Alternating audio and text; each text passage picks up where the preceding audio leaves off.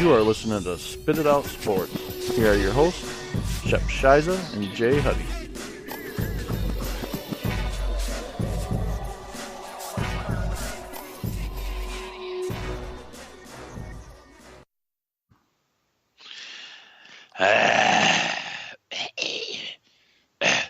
Little dusty roads, traveling down them. Whatever. This is Shep Shiza, along with my partner, not life partner, but partner in crime, Jay Huddy. Partner in crime and doing the time. And we're here for a new episode of Spit It Out. And today we're actually be talking, kind of doing a little state of the Pistons. I know it's a little bit, 20-some games left. But we're going to kind of talk about that and our chances of seeding and what players they should be playing, salary, who their best chances are against. I mean, pretty much anything that you go to if you're considered a playoff team. So I'll throw it over to you to Jeff. Let you know to give some opinions on that. Yeah, I guess we could kick it off with the standings and kind of where we are playoff picture-wise. We've already got two teams that have secured playoff berths, and I don't think it's no surprise with Golden State and San Antonio. Oh, sure. I mean, a lot of people, I know San Antonio, we say it every year that a lot of people don't talk about them, but they've only got 2 more losses than Golden State, so. Yeah, well, they're actually got the number 1 seed right now. Oh, do they? Yeah. They're actually a game and a half ahead. As of this morning.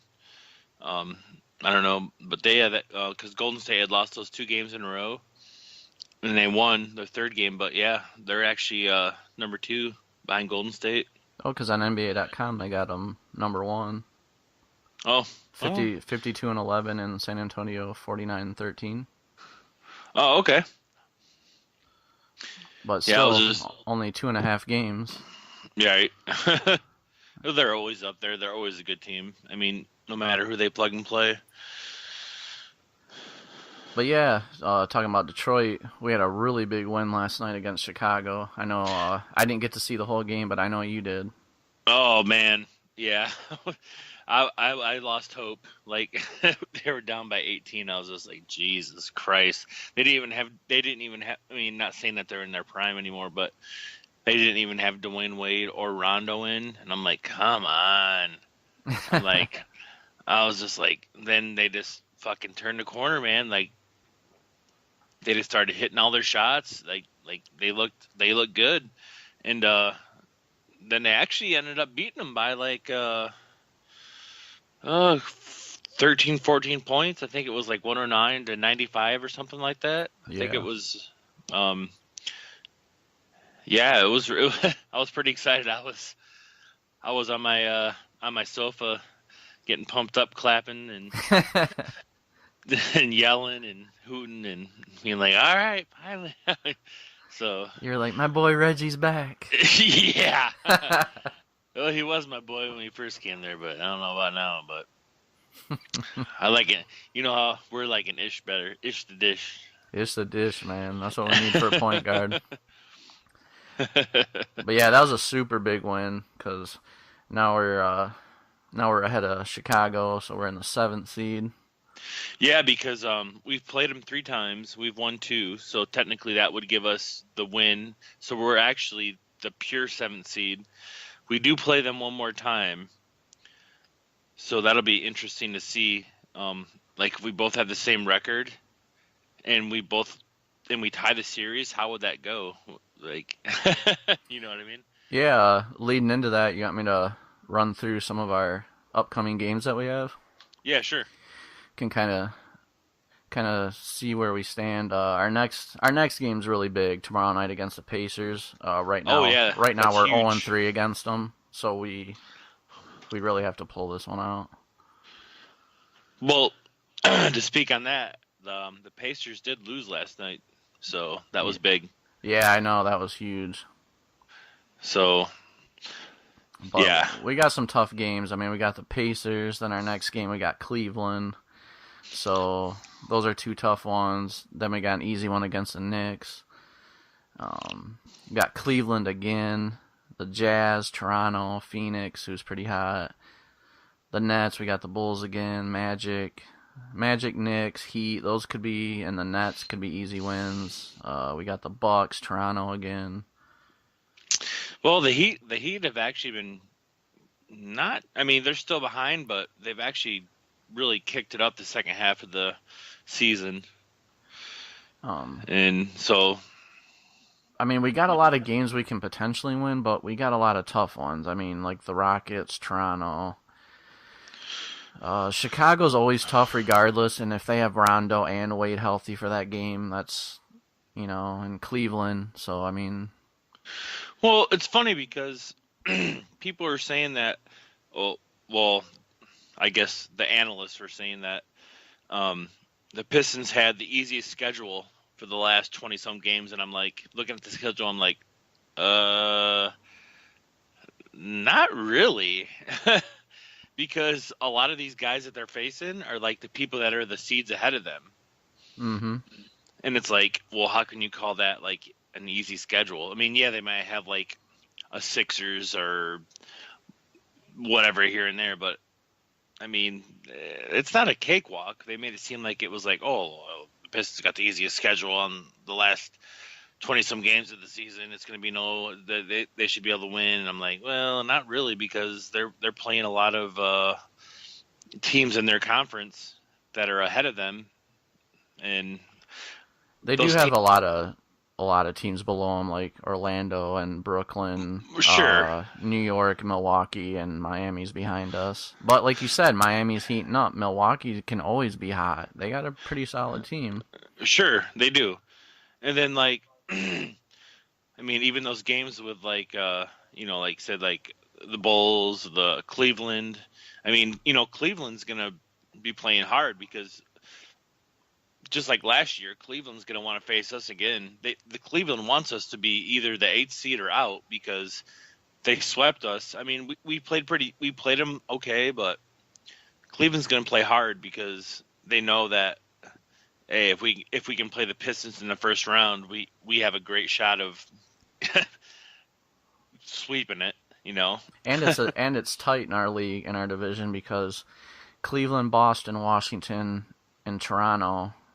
And if you count Atlanta, well, not Atlanta, but Toronto, Washington, Boston, I mean, the most, they're 5 games out. So any of these teams have the potential to be number one.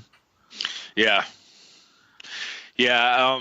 If any team has the potential to become number one, I think it could be Boston, but that would be just because Cleveland was resting people. But now, I mean, speaking of Cleveland with the whole Bogut thing, that was ridiculous. I couldn't believe that. What was it, 20-some seconds in? I think it was less than a minute. Or yeah. It was less than a minute. Well, and this morning on my way to work, I was listening on Mike and Mike. They said that they played an interview with LeBron after the game, and they were asking him about it, and he's like, oh yeah, I knew he broke his leg. They're like, oh, what do you mean? They're like, he's like, I could hear it. They're like, oh, what did it sound like? He's like, he didn't want to get into like details, but he basically said he heard it like snap. That's pretty bad. Like being on the court, being able to hear it snap over all those people and music and. I don't think he did. Yeah. That's fucking LeBron just fucking hamming it up. King flop. Surprised he said he didn't fucking predict it. I had a bad feeling as soon as he stepped on that court. Something didn't feel right. Right. That's funny. Yeah, it's too bad though. I mean, yeah, that's terrible luck. That's really bad. Yeah, it's really bad luck. But like you said, I mean, it was, in theory, Bogut and Darren Williams being picked up I mean, yeah, it's nice, but it's not like they were going to be game changers. I mean, they could have helped with minutes, but I mean, it's not like they were like, oh, you got these guys who are definitely going to win the championship. Yeah, Bogut I don't think really mattered much, but if Darren Williams gets hot, he can be pretty key in the playoffs, I think. Yeah, Williams is a little bit more, in my opinion. He's seasoned, he's got experience. I mean, Bogut does too, but I mean, right? Yeah. Snap that leg, son. But yeah, did you hear also that because since he's going down, that they're looking at picking up Larry Sanders? Well, I had heard they were going down the list. They had today on ESPN radio, they were talking about the big guys that were out there that are available, and I heard that Larry Sanders.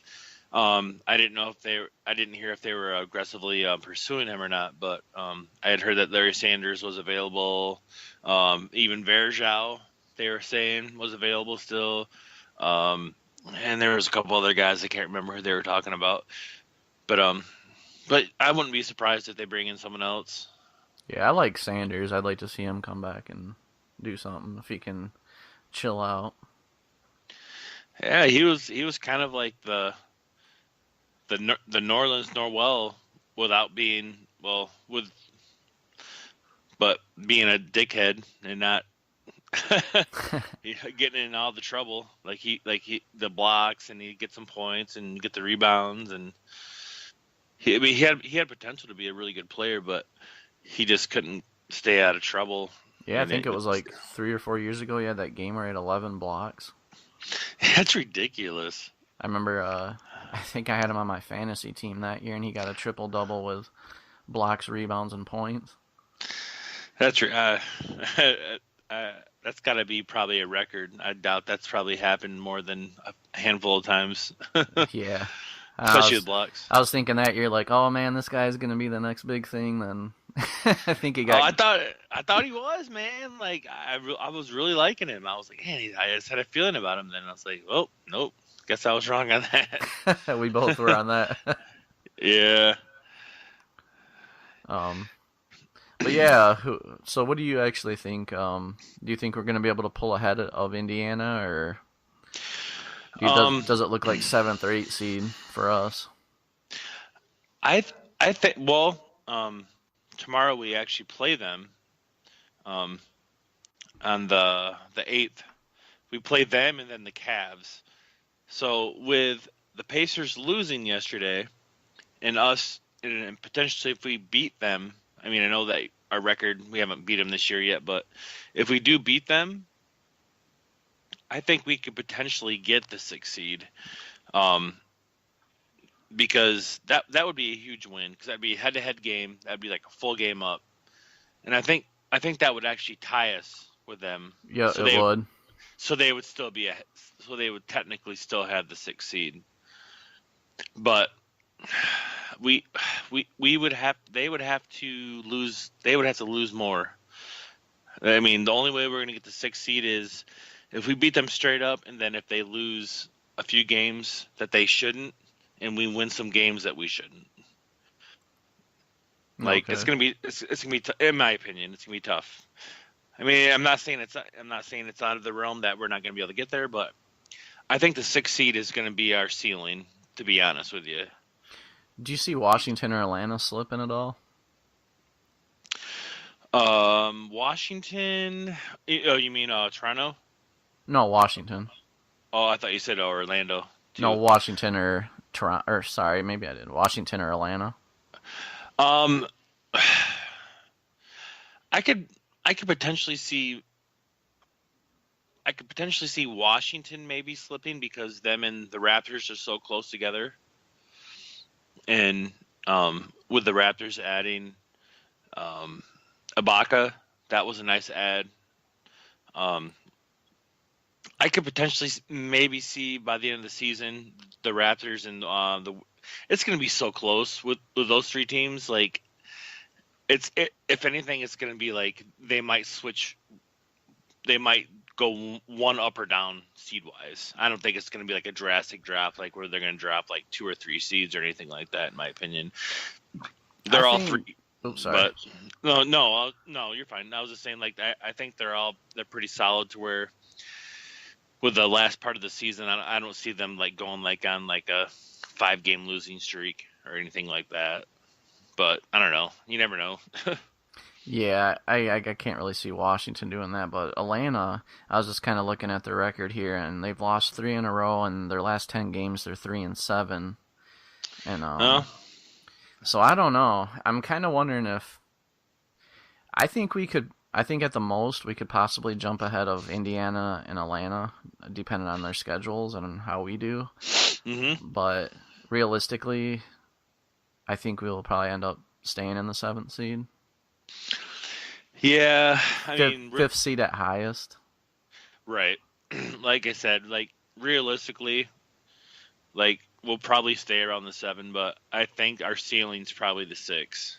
That's my opinion. Yeah, which is totally reasonable. I mean, that would be actually nice, actually moving ahead a couple spots this coming year, but I definitely don't want to play Cleveland again, and I don't want to play Boston.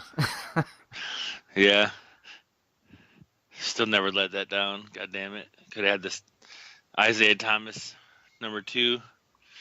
Yeah. God, pisses me off. Could have had Cousins and Thomas. What a team we'd have. Well, seems like, I guess I was seeing today that Cousins is kind of up to his old shenanigans again. That's Boogie, man. Boogie's going to be Boogie wherever he goes. That's true. they should have known that when they got him. I mean, that comes with him. It's true. He's not going to change. But well, let's see here. You want to go into a little contract talk? Yeah, for sure. Well, the other day we were talking about I guess the biggest one we were talking about was well, I guess, of course, your KCP, and then probably I would say KCP, and then we were talking about Boban and then Boban and Baines would probably be your biggest thing. Reggie Jackson, like that's not really I wouldn't say that would really be considered a contract. Like I mean, in my opinion, he's still up for trade. But as far as we were talking about. I mean, because they're pretty deep on center, and it's like we were talking about. Well, we know that Baines is proven, but then I'm like, well, I want to see what Boban can do. I mean, is he just, because they're both basically making the same amount of money. I mean, they got to get rid of one of them, and that was like that's what we were talking about. It's like, who should they get rid of? And we both like Baines. I mean. I like Baines. Like I got a really big interest in him once they did the Olympics and he played for Australia. Like he just was awesome. Like he really stepped up, I thought. And then they signed Boban once he came back. Once the Olympics were over, and it's like, well, yeah, he's huge. He's 7'4", but. I mean, we've only seen him in super limited action. And, like, you brought up a good argument. Like, I was like, well, who are we going to get rid of? Because they're both making a lot of money for being bench players. Oh, I can actually tell you that right now for what they make. We didn't know yesterday. This season, Baines is making $6.5 million, and Boban's making $5.6. Okay. Next season. So they're end loaded then, right? Well, the thing is, for 2017-18, the Pistons have an option to terminate Aaron Baines' contract, or else or if they decide to keep him, he's going to make the exact same.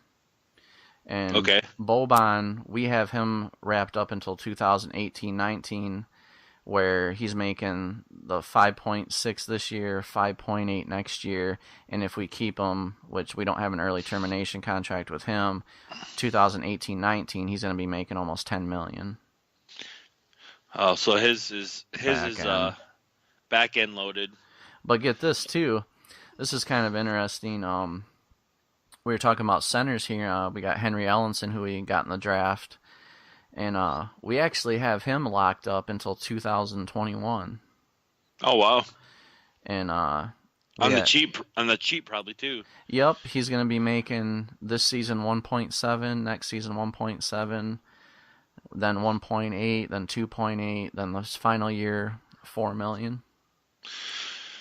So that begs the question: who are we gonna get rid of, Baines or Boban? Well, the honest opinion, based on, and take this for granted, I was a big Stan Van Gundy fan, but he seemed to making a lot of bad decisions, and I think bringing in Boban and having him wrapped up into that 3-year contract and having the option, I didn't know about the early termination for Baines. Yeah. So I think it's almost definite he's going to go with Boban, unfortunately. I think Baines could potentially get quite a bit of money elsewhere based on, like you said, his in the Olympics and based on his playoff with the Cavs last season. That he stood out really big in that series. Yeah, he did. He really did. And just me personally, I definitely, like you, I think would like to keep Baines and potentially move Boban. See if we can get a draft pick for him or something like that. Or like even like a package deal, like we were talking, like if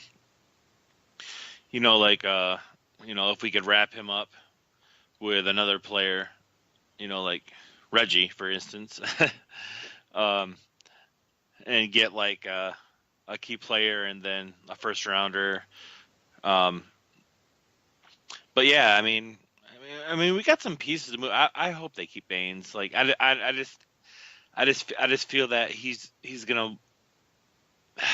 I just feel like he's big enough to be like more of a central player for another team, not just riding behind Andre and like waiting to come in like halfway through the game because Andre's in shitty free throws.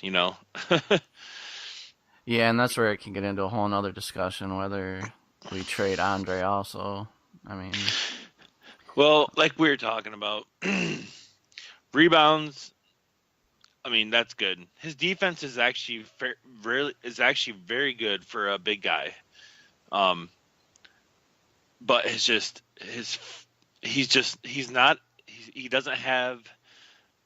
he doesn't use his weight to be aggressive in the paint, in my opinion. Sometimes he does, but for the most part he doesn't.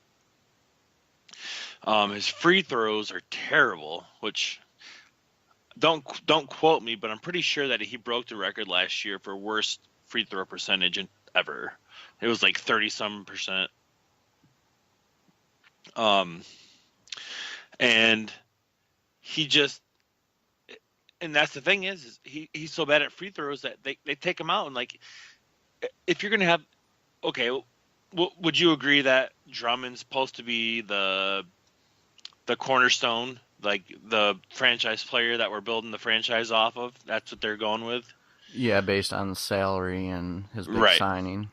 Okay, so with that being said, by the way, you are correct. Andre Drummond set the record for 38%. Yeah, that's what but get this, fellow Pistons is number 2 who he beat out.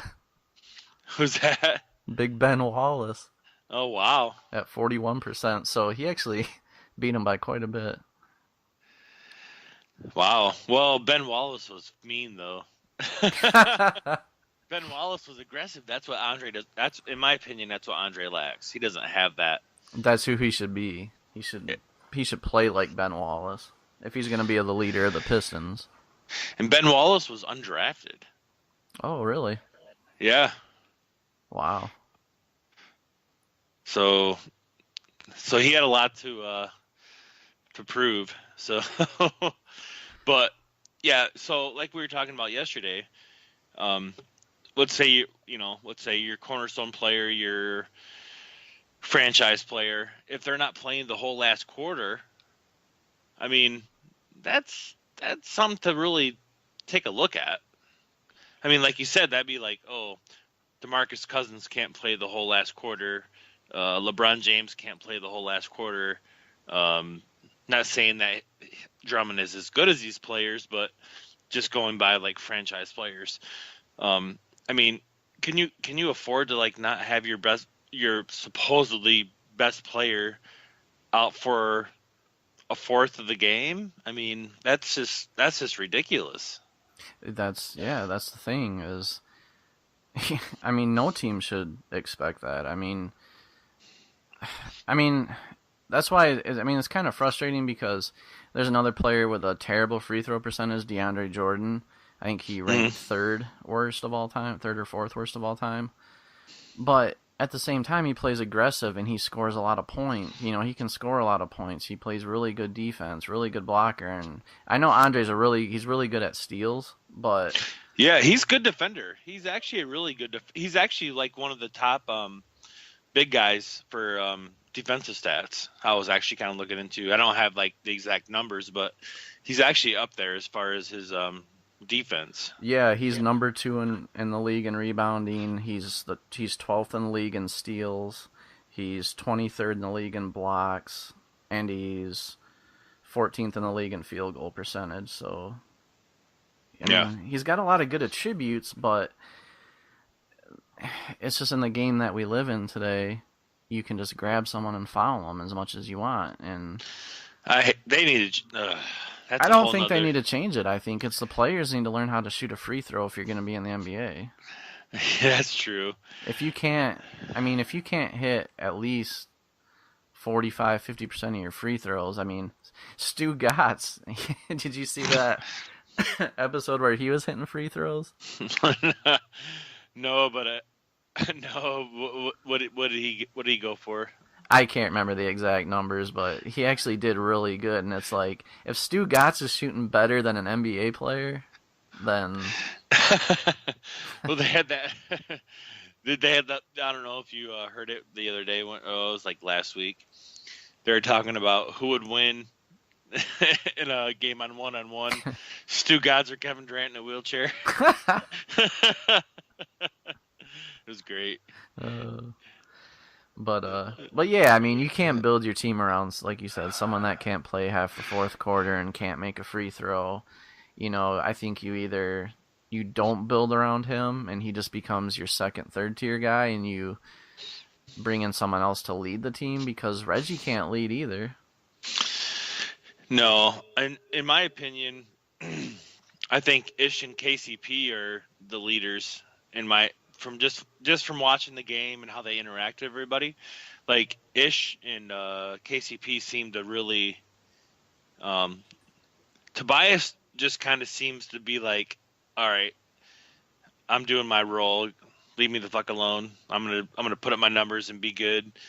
Like I think he's treated pretty unfair in Detroit, though. He is. And he should not be on the bench. He should. Looking at his stats, he's one of our top guys. Well, that's what I'm scared about, is he's going to want to leave. And I love Tobias. I was really high on him when he was with Orlando, and I was really surprised that they got rid of him, because I thought they were going to try to build the team around him. Mm-hmm. And I was really excited when we got him. And I just feel like I think he likes playing for Detroit, but at the same time, it's like I feel like he's kind of like on autopilot. Like I don't know, maybe it's just his personality in general. He doesn't get really, like, he's not like ACP or Ish, where they do stuff and they get like really pumped up and they're like, yeah, if Tobias makes a shot or whatever, he's just kind of like, oh, I'm just going on to the next play. Yeah, I think he's a little more mature and just self-composed in that sense. Right. He's just kind of like, all right, I got to play the game how I know how to play it.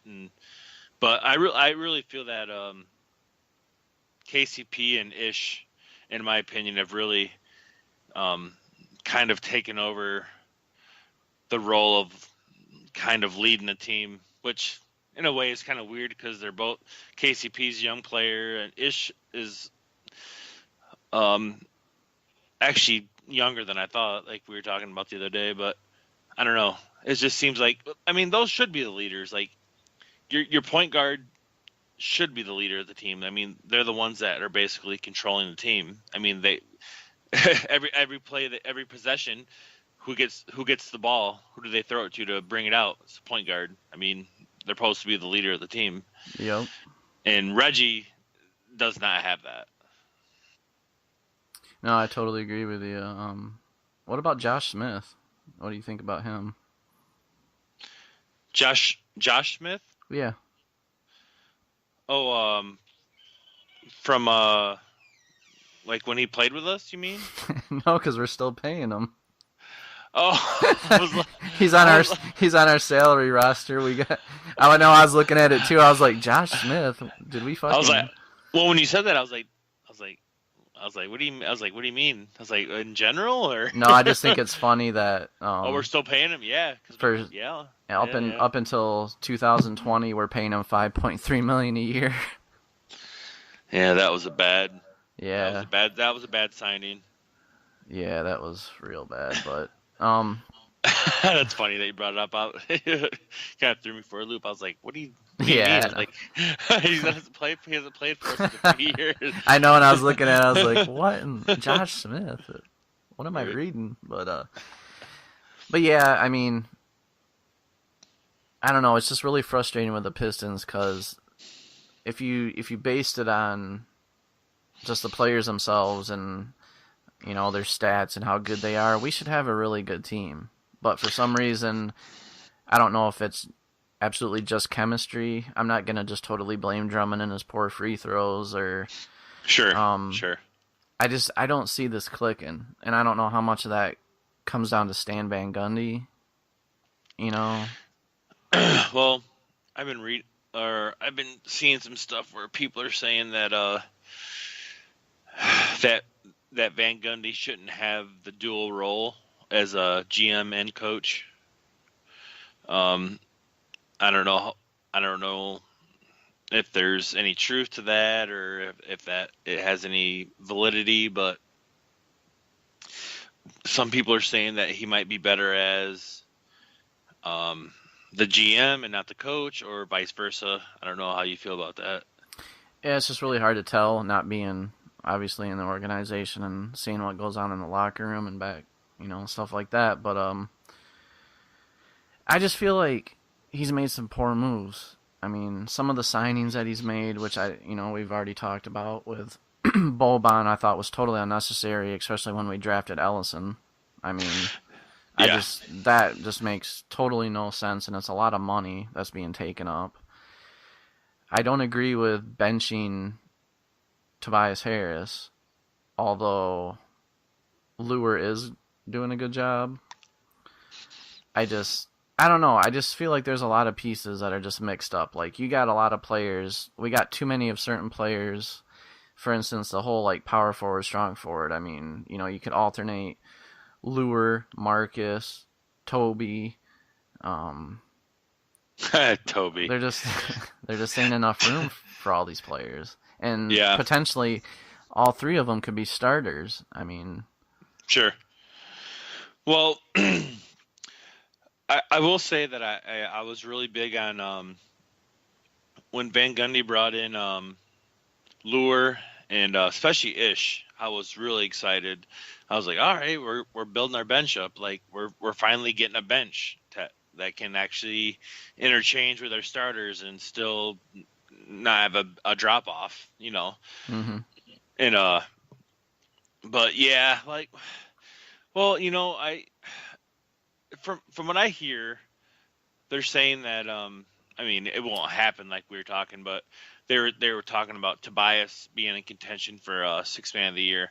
I mean it won't happen, but in a way, I almost think that. I mean you might disagree with me with this, but I almost think his stats might be just as good or better coming off the bench. But at the same time, I would I would rather see him start. In my opinion, I would rather see Harris start. I like Harris, but I like Harris better than Lure. I'd rather see Harris start. I don't know. I totally agree with that. The one thing that really stands out to me is, okay, if you want him to be a six man, then pay him Jamal Crawford numbers. Sure. You can't have a guy making $17.2 million coming off the bench. He's our second highest paid player on our roster other than Drummond. Well, yeah, Van Gundy was super high on him. And that's no disrespect. I think he deserves that, and I think he should be a starter because when he was starting, I can probably pull up some stuff, but just kind of today I was going through all their wins, losses, and who was player of the game and points leaders of the game, and pretty much the first half of the season it was either Harris or it was Pope who was leading in points, and then when you get to the second half, once you kind of notice that he's on the bench, those points drop quite a bit. So, I think points per minute that he's getting could possibly be better, but... I think once they moved him to the bench, his points might have been a little lower, but he's more consistent. Like, he's more consistent as opposed, like, when he was starting, he would like have like those breakaway games, or he'd like get mid-20s, high 20s, then he would get like in the teens. But now he's like scoring, 15 to 20 points a game on average, and I just feel like he might not be putting up his big numbers, but he's being more consistent. Yeah, I can totally see that. But they kind of like give and take, It's like, I don't know. Well, if you could build your starting five based on the players that we have, who would you, put in that starting five? Say money was off the line. Just say I'm gonna put out. These are the players that I think would be the best starting five that we could do. KCP hands down. Hopefully it's just not like a contract year fluke like we were talking about. Yeah, another Brandon Jennings. Yeah, but I think he's could be the real deal. I'm hoping. We'll see. KCP, Harris. As of right now, Drummond, just because he's still, just it is what it is. And then I would go. So that puts us at You got a center, strong forward, and shooting guard. So we need a point guard and power forward. Point guard, I would actually go with Ish Smith. He doesn't put up the points that Jackson does, but he does what a point guard should do, though. He's a true point guard. He does the assisting. He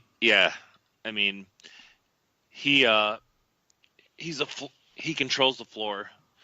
He sets up the plays. He's not greedy. I would actually start Ish over Jackson. I would start Ish over Jackson, but then probably like give him close to the same amount of minutes, just because Jackson can, if he goes off, he can score. But and then as far as I don't know. Like I said, I know me and you were both down on Morris for a while, but he's actually been playing pretty good over the last month. But I don't know. Who else do we really got beyond Morris? You got Morris, Lure, yeah, Lure. They're kind of interchangeable in a way. Yeah. Because sometimes they can both have shitty games, and then sometimes they're like have great games. So I would for sure say KCP, probably Ish, Drummond, and Harris, and then Morris and Lure I would be interchangeable. As of right now, I would go with Morris just because he's been actually pretty hot the last month. But yeah, that's the position we really gotta. The two positions we really got to get down are point guard and power forward, in my opinion. Yeah, that's pretty much the exact same lineup I would go with. I would actually have Morris start over Lure just based upon, like you said, he can get pretty hot. And just looking at his stats, he was actually pretty hot at the beginning of the season. So I just think he went through a little slump, and he's got a lot more chemistry being with the Pistons a little longer than Lure. Sure. But yeah, they're pretty much interchangeable most of the time, I think, too. Yeah, like I said, I would ride the hot hand. Like Morris has been the hot hand within the last month. Lure's kind of cooled off. I mean, shit. I mean, if Morris can consistently put up the numbers he's been doing the last month, I mean, I wouldn't have a problem with him being the starter. But are we going to get that consistently, or is that just a fluke, or you know? Yeah, that's something I'd like to see is potentially. I know we just got Lure and everything, but if we could potentially do a deal where we send Lure and Boban and even possibly someone younger like Hilliard or I don't know, just people that don't get a lot of playing time, if we could get kind of some kind of deal where we could get a solid starting power forward. Yeah, sent like Reggie Bullock. He's still there? Never. Yeah, I believe so. Yeah, he is. Yeah. I almost kind of feel bad for that guy. I kind of like Reggie, but he ain't going nowhere in Detroit. No.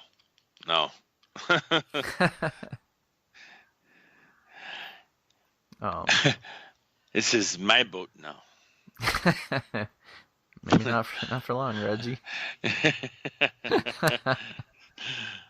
That's funny. No, but yeah, I don't know. They, I mean, as far as that goes, I mean,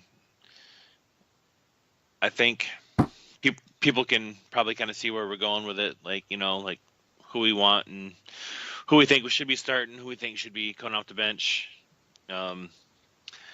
I mean, everybody knows if they pay attention to the Pistons, the seeding.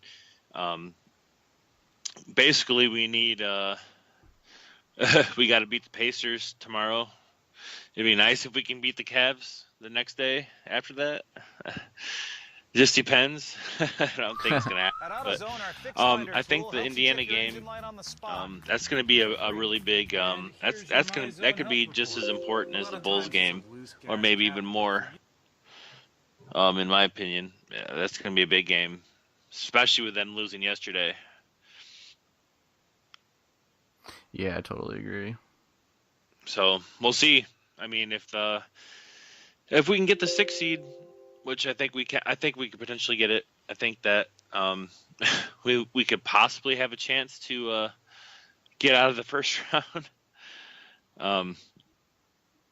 But we'll see. And I don't know. I just want to see like consistency. Like it's just. I mean, what are we 30 and? Are we 31 and 32 now? Or 30. Yep, 31 and 32. Yeah.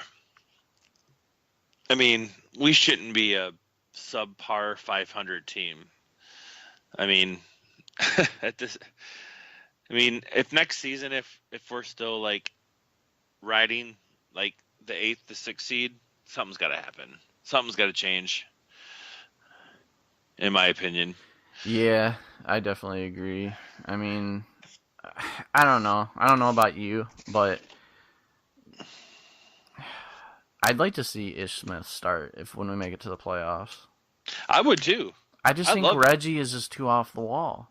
I mean, a lot of people in the past bitched about Brandon Jennings being, you know, this crazy player that just kind of thought about himself, but that's just what I get with Reggie, and I feel like, you know, based on last year also, him in the playoffs, he made a lot of terrible choices. Like, I kind of feel like if a lot of times if we had a different passer in there to distribute the ball to other players, you know, there's several games that we could have won. Mm-hmm. And I don't know, to me, that's just a big problem. And I know we've talked about it a lot. You know, we talked about the potential of when the trade deadline was of getting Rubio, and a lot of people not really being a big fan of Rubio these days, but I kind of feel like he's a player a lot like Ish. I think Ish can shoot a little better, but Rubio, he can distribute the ball a hell of a lot better. Oh yeah. Oh, and that's what the Pistons need is someone that can set the table. Mm-hmm. Because you got Andre, he's a big motherfucker. I mean, he's not like, I mean, set him up, set up KCP, get him on the, like I said, that's another big thing with KCP. His 3-point shot is really starting to come together, and that's what's making him more of a complete player. He's turning into more of a true shooting guard. Feed him the ball, feed Andre the ball.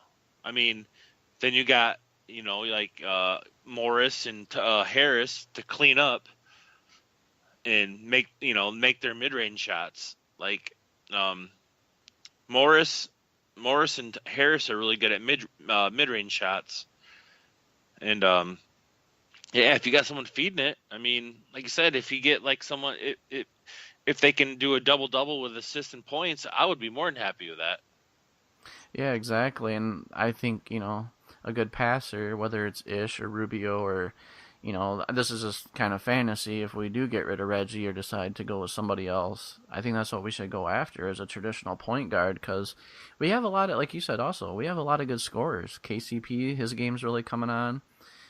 Tobias, Marcus, Andre. Just think of the possibilities of having a good passer doing a lot of good lobs to Andre. I mean, yeah. Well, I mean, we do see it with Ish, and that's kind of like the example I do give is he was someone unlike, I mean, I know you were really hyped when he came to Detroit, and I was kind of like, who's this guy? But he's a guy that's really grown on me and actually showed that, wow, this guy seems to have better leadership skills than our starting point guard. I agree. Like, you can tell he's a team player. He seems like he's a lot to me. Well, the reason why I thought he was so much older than he was is just his maturity and his leadership skills, like in the way he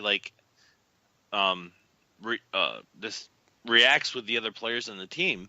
Like he seems like he's like a vet.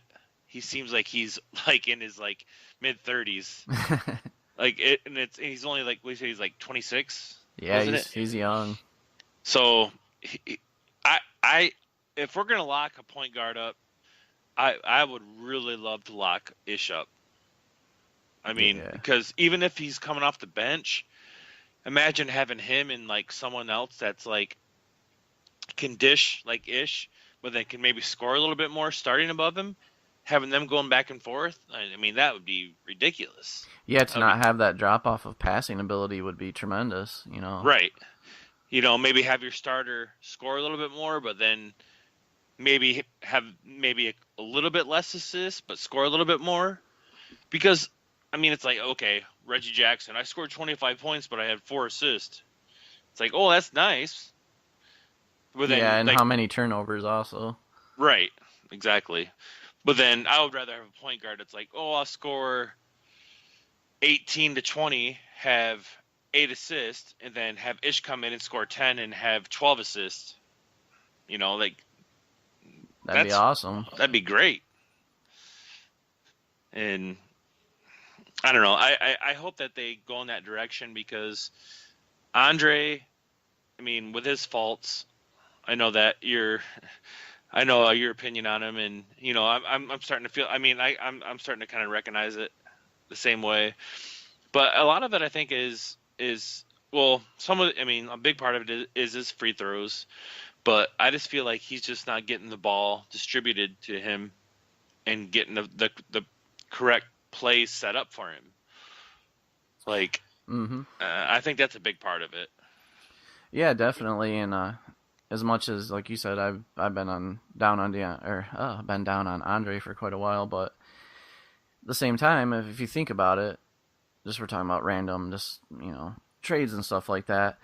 I mean, Reggie's taking up a big portion of our contract as long as Andre is. So if we were able, this is just fantasy world, but say we decided to go with Ish Smith as our starting point guard, and we see what Michael, I think is Gibney. I can't pronounce his last name. I'm not sure. I haven't heard it said, but yeah, I know what you're talking about. But yeah, let's say we give him a shot as a backup just to see what he can do for next year, and let's trade let's trade Reggie for somebody. see if we can get money for him or something like that, because next season Paul Millsap's coming up as a free agent for power forward. That would fix our power forward problems if we could, possibly if we could dish, Reggie and either Lure or Marcus and fill that with a prime power forward position. Yeah, that would be tough. That would be tough. It'd be interesting. I mean, I like Millsap. And it's just, I don't know. It's like there's so many if, ands, or buts, and yeah, it's just fantasy. No, I know. No, yeah. I mean, I like Millsap. I would just, I don't know if I would. Well, how about this? Let's say if you're worried about Millsap, his age and stuff like that, and there's another really good power forward that I think has a lot of potential, and that's Julius Randle. Yeah. And the Lakers, I could see the Lakers dealing him actually within the next year or two, to be honest. He's going to be a free agent this coming off season, so we could. I mean, I don't think he's going to go for an extreme amount of money, but he'd be a guy I wouldn't mind picking up. Well, he's still developing. I mean, this is only his whole first year he was out because he broke his leg. This is only his second true season. Second true season. So, I mean, it's someone that could definitely develop into a great player. I mean, just like with KCP, like I was telling you, like, when we drafted him, like, oh, okay. And then first couple of years, I was like, it's like he's going to be a work in progress. And then, of course, like you said, the contract year, he steps up. But he did good last year, too. He did. He's a slower developer, and I don't want us to get rid of him. No. Well, he's been way more clutch this year. Like he's been clutch like the fourth quarter. That motherfucker has been clutch. Third and fourth quarter, throwing up them money signs. Oh man, give me that money. No, he's great, man. Like I just love his attitude. Like he's not like a prick, but like when he gets the shots or makes the shots, you can tell he's like, well. Unless he's acting, he seems to be like legitimately excited and like pumped up about making and like scoring the points. He has such confidence, and I think that's the biggest standout from, like you said, last year. Is this year, last year he kind of had a little breakout and he was really coming into his own, but this year I think he's really confident with who he is as a player, and it's just really showing on the court. Yeah, well, I think it really helps too, knowing that Van Gundy really trusts in him, knowing that he's like. I mean, I don't want to have people saying that I'm comparing him and Kawhi Leonard, because obviously Kawhi's the superior player, but he's a both ends of the court player. That's what he should be. That's what he's trying to be. And like it's funny, like I was watching one of the ESPN shows on TV. They're like, oh, he's a two-way player. Then they're like, two-way player, back when I was playing, that was just a normal basketball player. you had to play defense and offense, not just one or the other. I know, it's so sad to like people make a big deal about a two-way player. Right. It's like Pope and Kawhi and I don't know after that. Right. It's like it was just funny. They were just like talking about like there was no word such a two-way player. It's like you were a basketball player. You weren't a two-way player. You did both. That is true. I never thought about that. I never heard anyone say a two-way player back in the day. Right. No, because you had to do both. Because you're only 5 guys on the court. I mean, you can't just be like, oh, I'm just gonna shoot and then stay half court and James Harden. Yeah. Oh shit. But I don't know. I mean, we're pretty close to what we were last year as far as record. As far as improvement, as far as players, people improving, bench, I think we're stronger, but we just haven't really showed it as far as record-wise. But I think we're going to start, as long as we make some improvements with our point guard, for one, and just depends. Power forwards in the air. I want to see how Marcus finishes the season, how him and Lure finish the season, to see the state of that. But beyond that, I think all the other positions are pretty good. And I mean, I'm not expecting us to go to make the conference finals or anything, but I would like to at least, it would be nice to kind of see us get out of the first round. Yeah, we definitely need progression. Yeah. And like I said, a lot of those teams, like with Boston and Toronto and Washington and Cleveland, like I said, it's going to be a struggle because Boston's really coming on. Cavaliers are going to be relevant for a while. Wizards, they're going to be relevant. The Raptors, with the current lineup, they're going to be relevant. Especially Boston. Like Boston's going to start. Boston, I think next year or the year after, they're going to get a real star player, and Boston's going to be up there, like fighting with the Cavs, I think.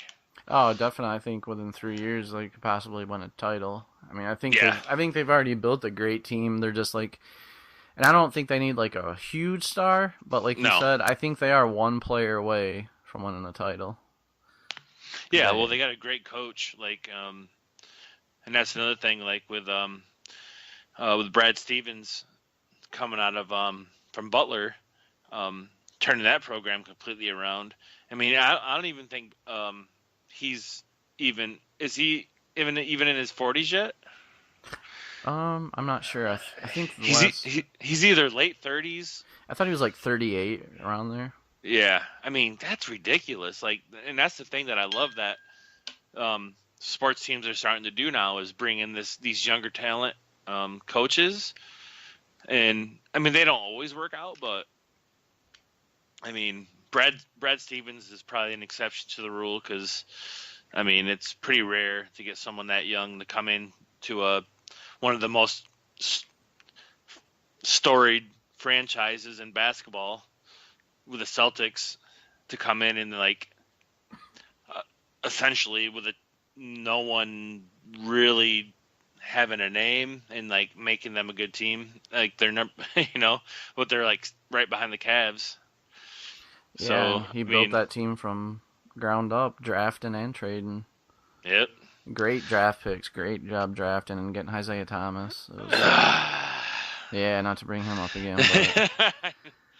Well, like I was telling you yesterday, I was reading an article on ESPN. They were like, Isaiah Thomas said that the Phoenix Suns, well, because he was with the Kings and he went to the Suns, and he said the Suns trading him to the Celtics was a Christmas gift. I bet 3 top tier point guards. Right. So you can tell he loves the Celtics. He's not going anywhere. No. They're locking him up. But yeah, man, I think we could potentially, like I said, I mean, to kind of wrap it up, I think we could potentially, I think our ceiling is probably the 6th seed. Whether we get out of the first round or not, I can't really say. Yeah, it all depends on who we play. Right. If we play the Raptors, I think potentially. If we have to play the Wizards or the Celtics or someone like that. It's not going to go our way.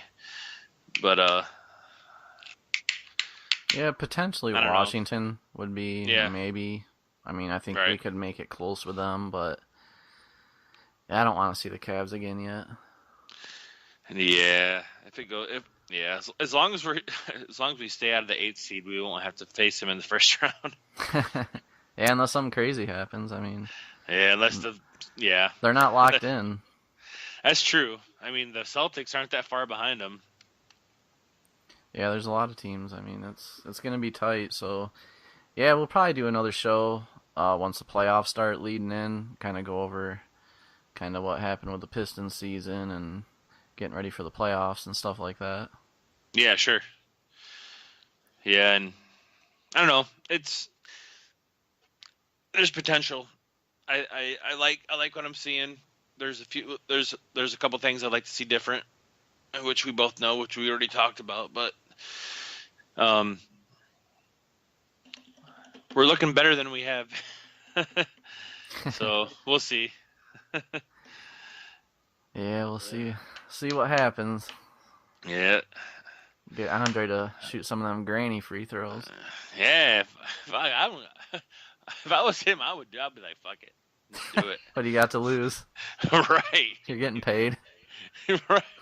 He probably shit. If he could get up to 45%,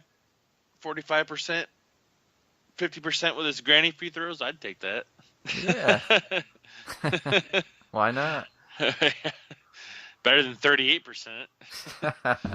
Jesus. I could probably make that with my eyes closed. And I suck. Yeah, it's pretty bad. But yeah, man, unless you got anything else to add, I think we had a pretty good coverage of the state so far and leading up to the playoffs, so yeah, we pretty much got everything covered. I can't think of anything else. Yeah. Sounds good. But all right, gonna go ahead and wrap it up here, and just want to let everyone know. Go ahead and like, subscribe. Leave us some feedback, comments. Let us know if you like the sports show. This is something that we're gonna plan on doing here a little bit often. So sure.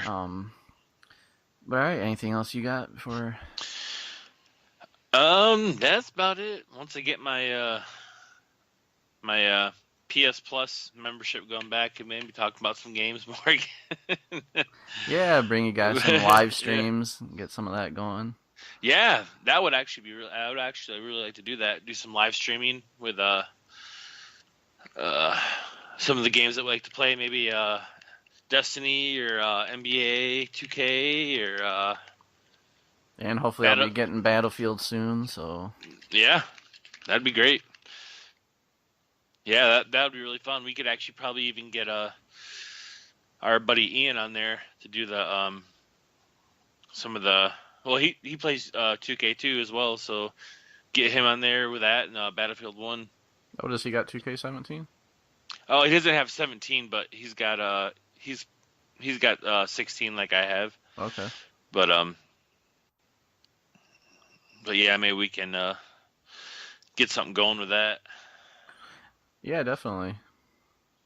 So, but and then plus we'll be talking. We're trying to get our. I think we're gonna be doing some fantasy baseball, trying to get our league going here.